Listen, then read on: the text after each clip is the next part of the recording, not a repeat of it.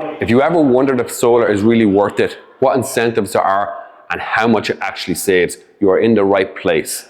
Today I'm at a TIP networking meeting in Freehold, answering the top questions that there is to know about solar energy. I'm Paddy from Pure Solar. Let's get right into it.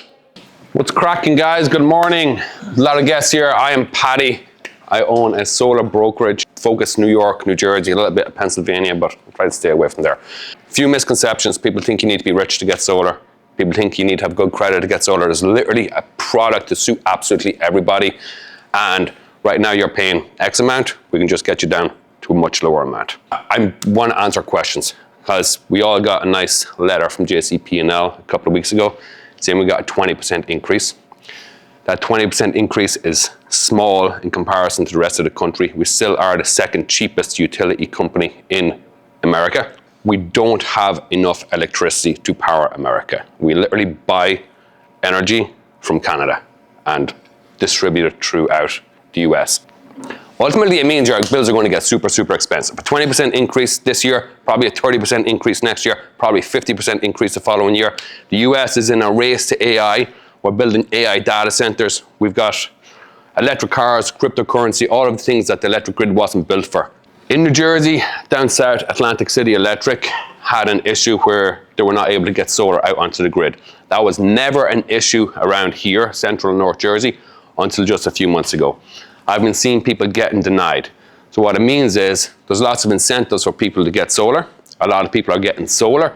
A lot of energy is getting back out onto the grid. The grid is not able to withstand it.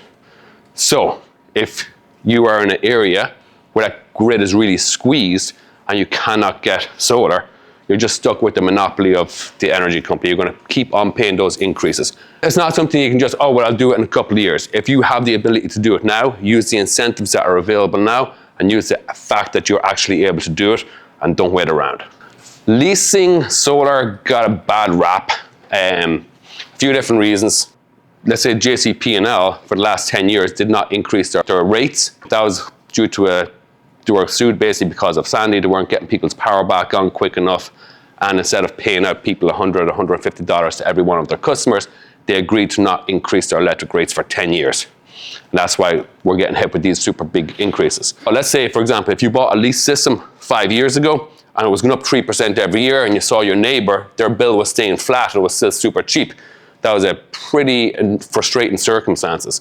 You end up paying more for your solar than your neighbor who doesn't have solar. That's just basically people are overcharging for systems. The other issue was if you had a leased solar system on your house, you had a UCC2 lien on your home. With the Inflation Reduction Act in 2021, that was changed. Solar company can no longer put a lien on your home. They can put a lien on the equipment. So it's UCC1 lien instead. That was where leasing was not great. It was not a great situation. If you owned your system outright, then it was fantastic. If you didn't have any payments on it, it increases your home value in New Jersey by an average of 9.9%. So that's obviously great. With a lease system, the solar company, they basically take your tax credits and all of the incentives from the state. What's supposed to happen is they're basically built into your payment, so it's much, much lower. So instead of paying, let's say we're paying 20 cents for every kilowatt hour of electricity, with a lease system, you just drop that down. We cut people like 50%, and it stays fixed. It never ever goes up. That's pretty cool. So a lease system, $0 out of pocket, you don't pay anything. You can finance your system as well. Basically, you're paying around $150 on average for your electricity. If you were to lease your system, instead of paying that $150, you can up 20% this year, and God knows what afterwards. You just lock that in, get a fixed payment of, let's say, $90 a month. That'll be fixed for 25 years, and you're in a pretty good situation. In 15 years, if your bill is like less than $100, you're laughing.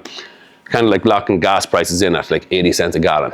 So that's one way, no money out of pocket. It doesn't even have to ding your credit. It's just basically you're switching your utility provider. Right now you're buying your electric from JCP&L. You switch that over and you're just buying it from the people who own your solar equipment. You can finance your system, no money out of pocket. And then if you were to own your system, let's say you were to pay cash for your system, or if you were to finance it, you get a whole bunch of tax incentives on top of that as well.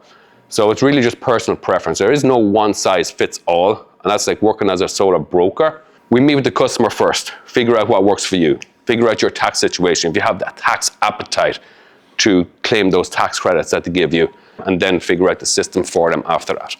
Everybody kind of knows that they got to make a switch at some stage. As you said, there's a whole bunch of noises. People come knocking your doors. You get cold calls like multiple times a day.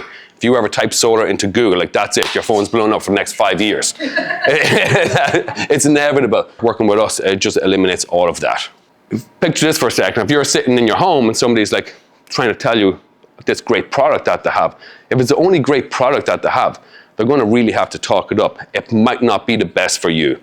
So that's why we sit with the customer first, figure out what's best for you, and then find the product to work with that. And the only one that had solar shingles prior was Tesla, and they look really cool and they're really expensive. Like, they're a really neat product.